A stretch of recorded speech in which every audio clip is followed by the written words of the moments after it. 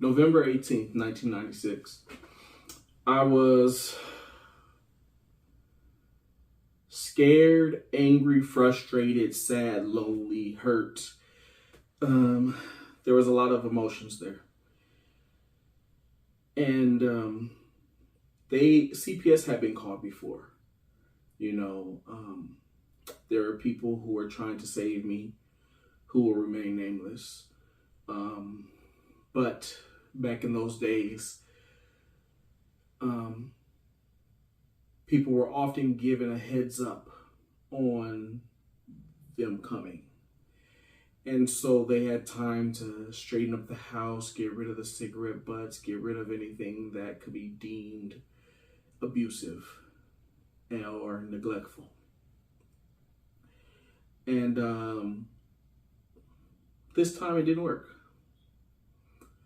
I was placed in Children's Institute International in Torrance. And they found the extent of a lot of the damage, physical damage that had been done to me. But what was yet to be found was how severely traumatizing the mental abuse that had taken place in my life. You know, I had fun in that institution. I made friends who I'm still friends with today. Shout out to you. You know who you are. And there are friends I made along the way in the system. I was in the system for a total of 10 years. 9 days before my 10th birthday, November 18th, 1996 to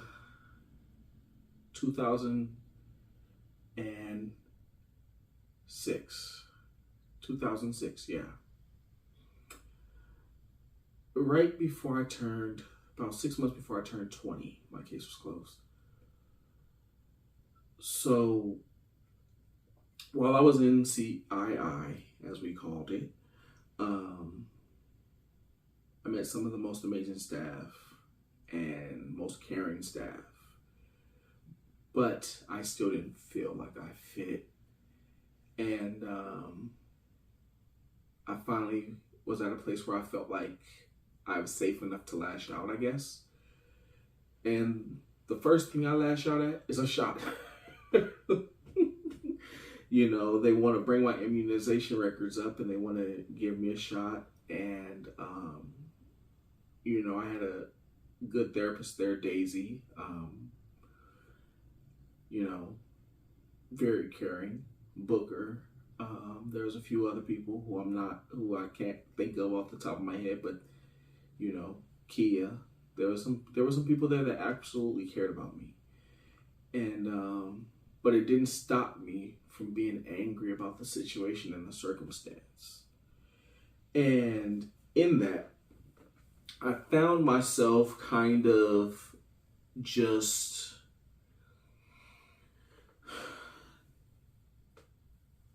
in a place where I never felt like I really fit in. And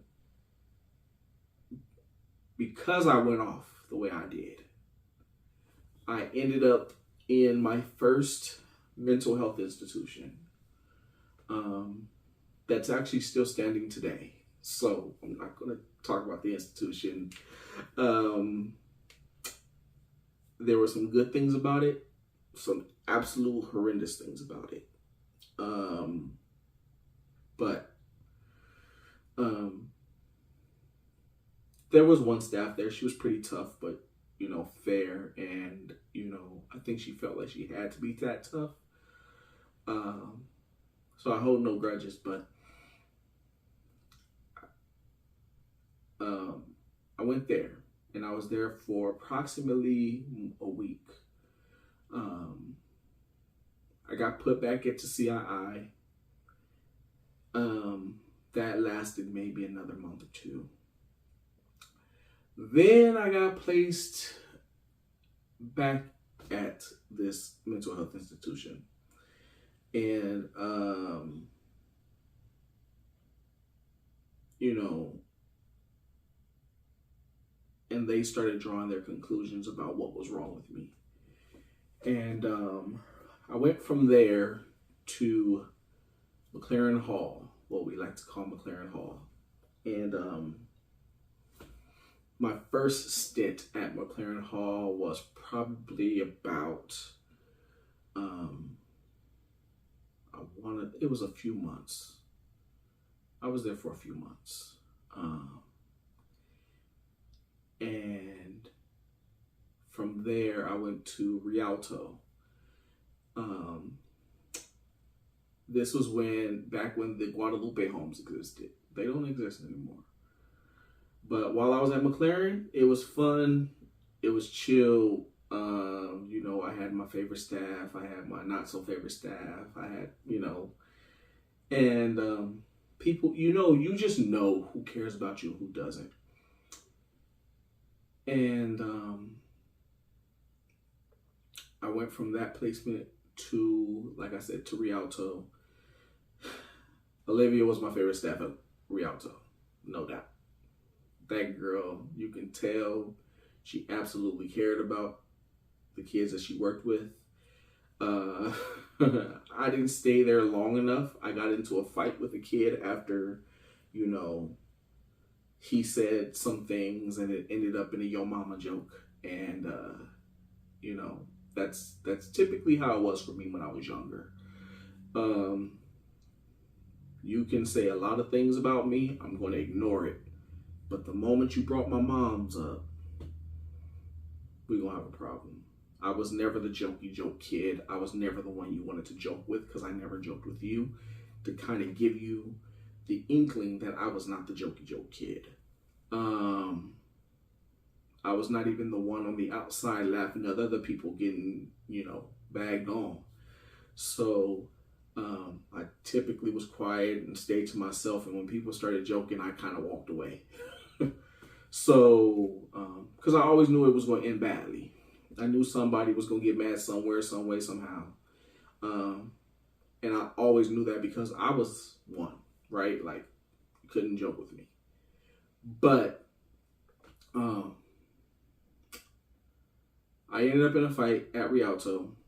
So what do they do at the Guadalupe homes? They send you to St. Anthony's, which no longer exists. So if you notice, I am talking about specific institutions and I name them because I know that they no longer exist. But St. Anthony's, it had its ups and downs too. I made I made friends everywhere I went.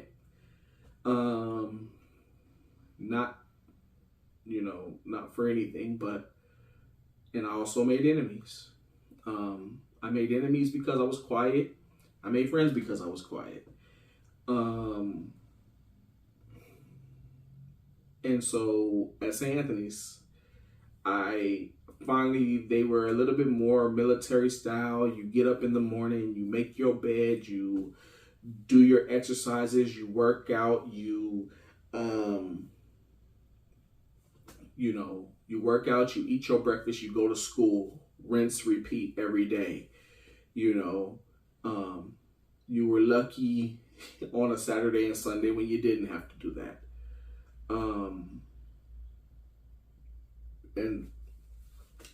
St. Anthony's was cool. Definitely Dominic. Dominic was probably my favorite staff and probably a lot of people's favorite staff. But, there were people who cared about you, but they just didn't know how to show it because they had to, be the alpha, right? But there are people there that cared about me, Shaniqua, Steven, there's people out there, man, that really, truly, really cared. They weren't there. You can tell they weren't there because they were stuck there. They weren't there because it was a paycheck for them. They did what they did and they, moved on. And I got to the highest levels there, man. And, and sometimes I got dropped because I fell asleep because I was placed on a medication I shouldn't have been on in the first place. I was misdiagnosed several times over the years. I have been in I was on double digit medications. And so, yeah, so it would happen. And then sometimes I would end up in a fight because somebody said something crazy. And I was like, I was the kid who was always why did you say something like that? But I only thought it in my head because I was the person who got angry enough to walk up to you and want to fight you after you said something crazy, because I would never say nothing crazy like that to you. And I kind of still, I have the mentality, even as an adult, that of when people say certain things, I go, why would you say that? You know, obviously I don't fight no more. I'm not hot-headed. Thank Jesus for that. But it took me a while to get to that maturity level. During this time in the system, yes, I had visitors. My godparents, my god family was there. And they made sure that I never felt alone, despite situation and circumstances that they could have easily washed their hands with it. They could have easily been done with my family. And my godmother made sure that I felt that there was some type of love out there, and that it was real, and that it really existed. And so for that, I am 100% grateful. After dealing with St. Anthony's and deciding I didn't like it, right? I was like, okay. I called my social worker and I said, I don't want to be here. And it took her a couple months, but I recycled social workers also. So let's keep that in mind. I'm going to bounce through social workers, and I'm going to say she and he. And, I went through about 5 social workers in my time in the system. And I had about 2 or 3 different CASA workers. Shouts out to Linda Duffy and my lawyer Judith Johnson at the time. They were awesome and amazing. But so I eventually got moved, and I left St. Anthony's, and I got placed back at McLaren Hall. And I met a lot of famous people there. Because I participated in the Junior Olympiad and, did things. And I have to say that it was probably one of the greatest times of my life in that second run at McLaren Hall. I was there almost a year because apparently nobody knew what to do with me. And, I eventually got placed at Metro State Hospital because they couldn't find a group home for me because I was considered a bad kid. Because really, if I'm being honest with you, I now understand that nobody talked to me. They talked at me. And they gave me diagnosis after diagnosis without trying to really find out what was going on with me. And sometimes it was because I went off too early and the therapist didn't really get to know me. But most of the times it was legitimately because the adult felt like they knew better. And I never felt heard. And so it played out really badly. Most of that 10 years. And so I was at Metro for approximately a year and a half, and there were very few staff there that I did not like. Unfortunately for me, the staff that I did not like had the most power. But there were people who truly cared about me there, There was Nikki and Gina and Roxanne and uh, there's a lot of them. There's a lot of them. I could go down the list. Greg. Oh man, Greg taught me how to play basketball. Filipino dude. Like, you didn't expect that. And I'm not saying that as a thing. It's just, I did not expect it. And Greg is probably one of the greatest people I've ever met. And he really took the time to like play basketball with me and teach me other ways I can manage my anger and frustration and my sadness and my guilt and my loneliness. And yeah,